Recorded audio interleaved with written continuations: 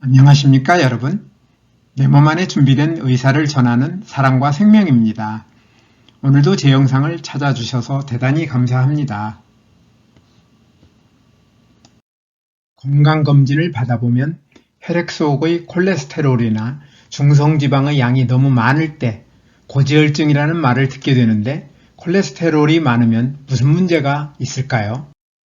혈액 속에 콜레스테롤이 너무 많으면 여러 가지 문제를 일으키지만 콜레스테롤은 지방보다 범위가 넓은 지질의 일종으로 원래 몸에 해로운 물질이 아니며 우리 몸에서 중요한 기능을 하는 유익한 물질입니다.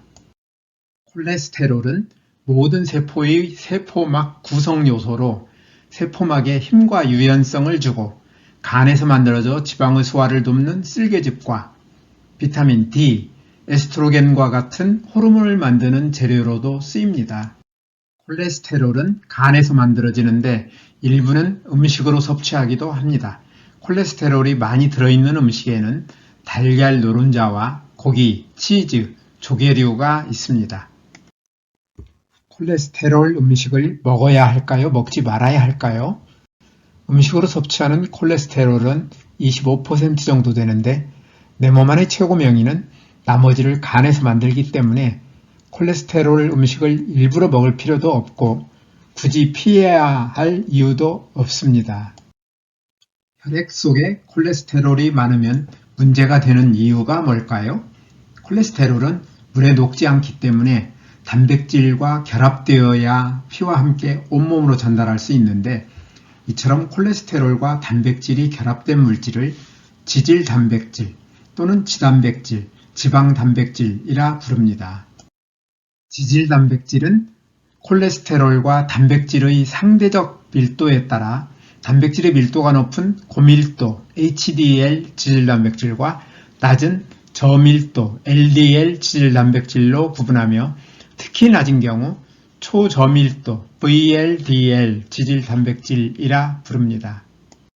흔히 나쁜 콜레스테롤로 알려져 있는 저밀도 지질단백질 LDL은 주로 콜레스테롤을 온몸으로 운반하는 역할을 하는데 혈액 속에 LDL이 너무 많으면 그 덩어리가 동맥의 벽에 쌓여 동맥을 좁게 만들거나 막히게 하는데 이러한 LDL 덩어리를 플라크라 부릅니다.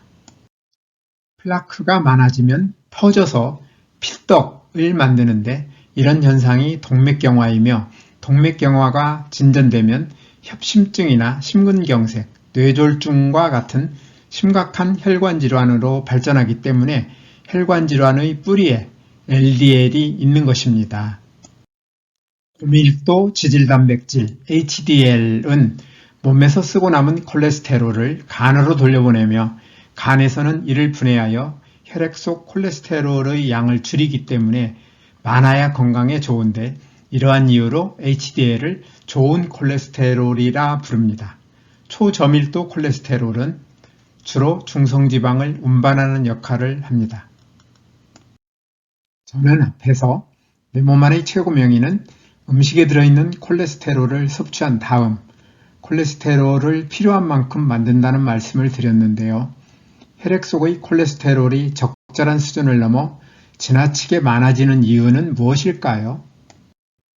혈액 속에 저밀도 지질단백질 LDL이 너무 많으면 내 몸 안의 최고 명의는 간세포 표면에 있는 LDL 수용체에서 LDL을 간으로 가져와 간에서 LDL을 분해하여 콜레스테롤 수치를 낮추어 LDL을 적정 수준으로 유지합니다.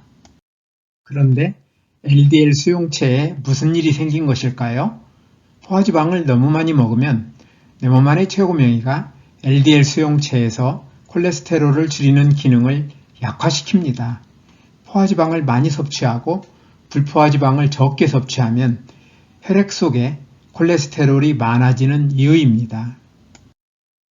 포화지방 이외에 혈액 속에 콜레스테롤을 높이는 음식으로는 트랜스지방이 있고 육체적인 활동 부족이나 흡연과 같은 건강하지 않은 생활습관 그리고 비만도 콜레스테롤을 높이는 위험 원인입니다. 앞에서 혈액 속의 콜레스테롤이 왜 많아지는지에 대해 살펴보았는데요. 콜레스테롤을 적정한 수준으로 유지하여 혈관 질환을 예방하기 위해서는 앞에서 설명드린 콜레스테롤을 많아지게 만드는 잘못된 생활 습관을 반드시 개선하여야 합니다. 만약 고지혈증 약을 먹고 있다면 어떤 경우에도 약은 임시방편에 지나지 않는다는 사실을 반드시 기억하고 콜레스테롤 수치를 높이는 잘못된 생활 습관을 고치기 위한 노력을 반드시 함께 해야 합니다.